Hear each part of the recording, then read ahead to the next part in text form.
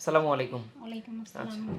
আপনি তো গোপালগঞ্জের কাশিয়ানী থেকে কাশিয়ানী এসেছেন, থানা না? থেকে আসছি, আচ্ছা, জি। আচ্ছা, আচ্ছা। কি সমস্যা নিয়ে আসছেন আপনি?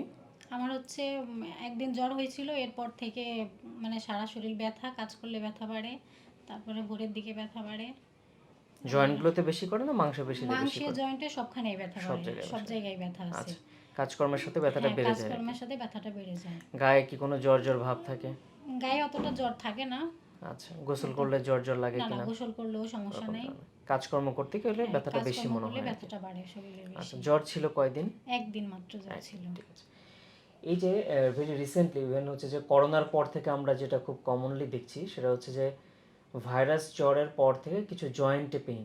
তো সাধারণত হচ্ছে ভাইরাস জ্বরের কারণে এটা জয়েন্টে কিছু ইফেক্ট পড়ে থাকে। সাধারণত এইটাকে আমরা পোস্ট ভাইরাল আর্থাইটিস বলে থাকি। অনেক সময় দেখা যায় আমরা ব্লাডের কিছু রিপোর্টে চেঞ্জ পাই।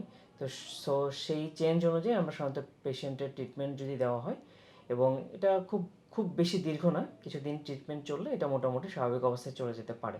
কিন্তু যদি এটা সঠিক চিকিৎসা না হয়, তাহলে এখান থেকে একটা ক্রনিক আর্থাইটিস হয়ে যাওয়ার একটা সুযোগ থাকে, যেটা আসলে একটা ইনফ্লামেটরি আর্থাইটিস বা অনেকটা বাতের মতো একটা রোগ তৈরি হওয়ার একটা চান্স থাকে। সুতরাং যদি জ্বরের পরে এরকম জয়েন্ট পেনগুলো থাকে, তাহলে এখনই আপনার উচিত নিকটস্থ একজন চিকিৎসক, বিশেষ করে ব্যথা বিশেষজ্ঞের পরামর্শ নেওয়া এবং এই ধরনের পোস্ট ভাইরাল আর্থাইটিস থেকে নিজেকে সুরক্ষা রাখা।